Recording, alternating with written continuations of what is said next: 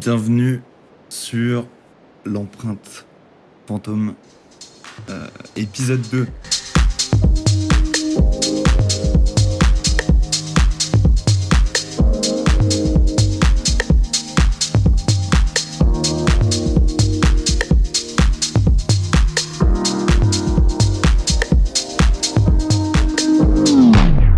Empreinte fantôme épisode 2, désormais le podcast sur lequel je parle de tout et de rien, et surtout de rien, MDR, phrase de journaliste télévisuel. Non, plus sérieusement, je m'en fous. Donc en fait, qu'est-ce qui s'est passé cette semaine? Cette semaine, j'ai pris le rythme, le nouveau rythme, le rythme de croisière, on va dire, de production, que je tiendrai jusqu'à fin octobre au minimum, quoi. Ce qui m'amènera à 100 vidéos sorties, à raison de 2 vidéos à thème montées par semaine, et d'un podcast libre logiquement tous les samedis 18h. Mais peut-être que je le sortirai le dimanche, je sais pas vraiment. Est-ce que je le publierai sur les plateformes de streaming? Ça non plus, j'en sais rien. On verra quand il y aura un peu plus de monde et de demande. Donc voilà où j'en suis pour l'instant. J'ai eu une idée cette semaine en rapport avec la création et la réflexion et tout. Ça s'appelle l'empreinte fantôme. Donc en fait c'est un peu contradictoire. Enfin, c'est laisser une empreinte fantomatique, une empreinte qui s'efface. Donc l'empreinte de ceux qu'on ne voit pas, ceux qu'on oubliera avec l'histoire, et voilà, et toute cette question autour de qu'est-ce qu'on va laisser comme trace de notre passage sur Terre, qu'est-ce qu'on va laisser comme trace de notre vivant, nos accomplissements. Est-ce que ça s'arrêtera au cadre de quelques générations de notre famille, ou est-ce que ça ira au-delà? Enfin voilà. Et je pense que c'est une question qui serait intéressante à poser à plein de gens, donc peut-être que je vais me tourner vers des interviews, parfois pour ce podcast, c'est-à-dire recevoir un invité et parler avec lui librement, en commençant avec ce point de vue de quelles empreintes tu veux laisser, quelles empreintes tu penses que tu as laissées, et un peu voilà, développer autour de tout ça, de cette idée-là, quoi. Voilà, donc le rythme que j'ai pris, c'est un rythme qui me convient pas mal.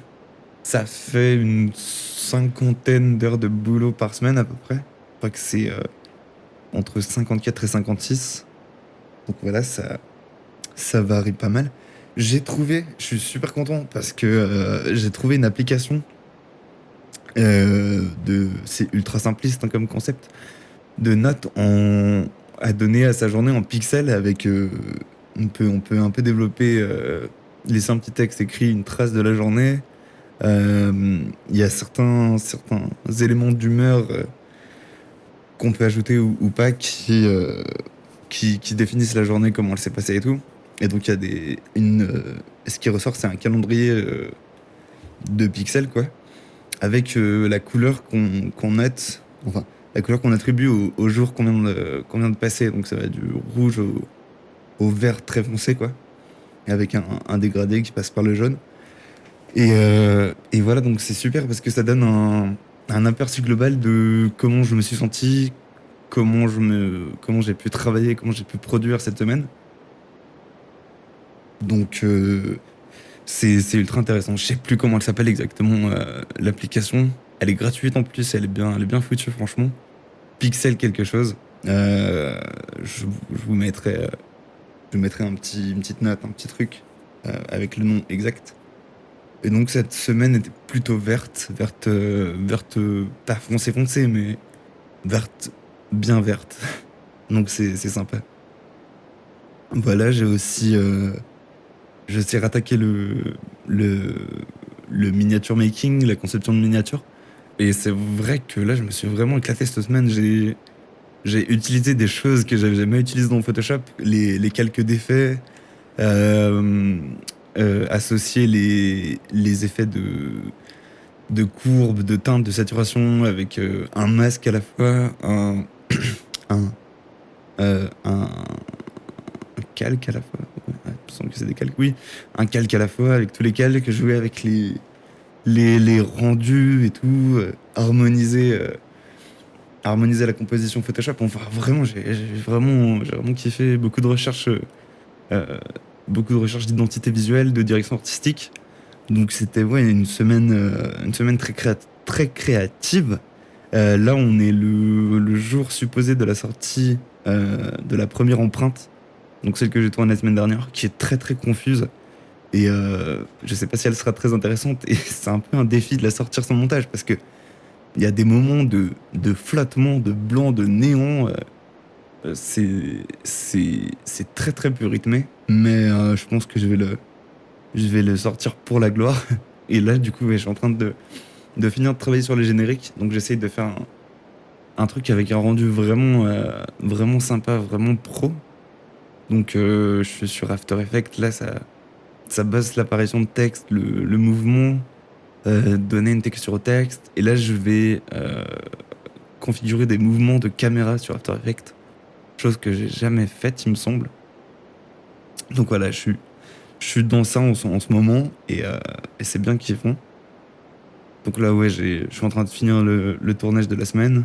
Et ensuite, je m'y remets tout simplement, quoi. Voilà, on a eu le retour un peu du soleil, l'annonce de l'arrivée du printemps, un peu, moi, je trouve. Enfin, c'est sympa, ça fait du bien. Bien que j'adore l'hiver comme saison, hein. J'adore l'hiver, j'adore la neige, le froid qui vient tout remettre à zéro et clore un cycle pour que le prochain redémarre. Mais c'est vrai que c'est sympa quand même, cette petite arrivée du printemps. Ça donne envie de mettre des petites chemises et de sortir au soleil. Donc ça, c'est cool. Voilà. Est-ce que j'ai d'autres choses passionnantes à vous raconter? La reprise du sport après l'opération, ça se passe pas mal, c'est cool. Bonne sensation toute la semaine, ouais, sur les entraînements là. Donc c'est cool, ça fait plaisir. Ouais, j'ai acheté une lampe. Voilà, on va continuer dans le délire des applications de bien-être. L'application de tracking, de suivi de sommeil qui s'appelle Rise. Donc elle est payante, il me semble. Enfin, c'est pas grand-chose, c'est 5 € par mois. Et 5 € par mois pour vraiment avoir une très bonne qualité de sommeil, c'est vraiment quelque chose qui vaut le coup, je trouve. Et en fait, ils partent du postulat que pour avoir 100% de l'énergie à laquelle tu peux être dans ta journée, il faut que tu n'aies pas de dette de sommeil. Donc c'est intéressant comme point de vue pour une application de tracking de sommeil. Donc en fait, il y a une évaluation au début quand tu l'installes avec les données, toutes les données qu'ils peuvent récolter sur toi et tout, au niveau de ton sommeil. J'ai pas de montre connectée, mais je sais que ça rajoute encore plus de data et plus de data égale plus de personnalisation du processus. Et en fait, le principe, c'est de rattraper la dette de sommeil qu'on a et d'installer un cycle. Donc, ils ont plein de choses ultra intéressantes, des petits modules qui vont permettre d'améliorer la qualité du sommeil global. Donc, ça peut être de s'exposer à la lumière bleue, donc la lumière du soleil, la lumière vive, le matin pendant une trentaine de minutes.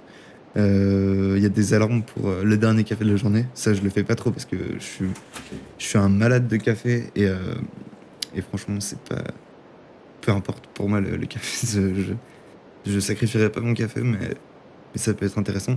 La routine du matin, du soir, quand est-ce qu'on va avoir nos pics d'énergie en fonction de toutes les données qu'ils ont. On aura une vague comme ça, une ondulation avec nos moments de pic d'énergie dans la journée et nos moments de, de down, ils disent de deep, donc de creux dans la journée. Et en fait, du coup, tu répartis tes tâches à faire en fonction de l'énergie que tu auras, qui est estimée à peu près, il y a des fourchettes horaires de telle ou telle énergie. Ensuite, il y a ton cycle de mélatonine qui t'est rappelé. Donc, à partir de quand il faut passer les écrans. S'il te plaît. À partir de quand faut passer les. Merde, j'ai dit non. Bon, à partir de quand faut passer les écrans en lumière orange pour, voilà, pour que ta mélatonine soit bien produite au moment du coucher du soleil et tout. Enfin, plein de modules, plein de rappels. Et bien sûr, tu as ton tracking de sommeil pendant la nuit.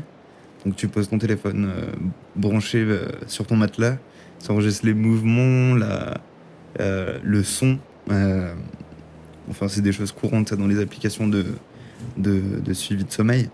Mais voilà, c'est vraiment... ça a l'air d'être une perle dans son domaine. Elle est disponible qu'en anglais et en espagnol, l'application. Donc voilà, faut maîtriser une de ces langues pour vraiment l'utiliser à son plein potentiel. Voilà. Et donc, ouais, cette même application, elle m'a fait acheter une lampe de, de projection de lumière. Comment ça s'appelle? Lumière du jour, lumière du soleil, quoi. À 10 000 lux, LUX.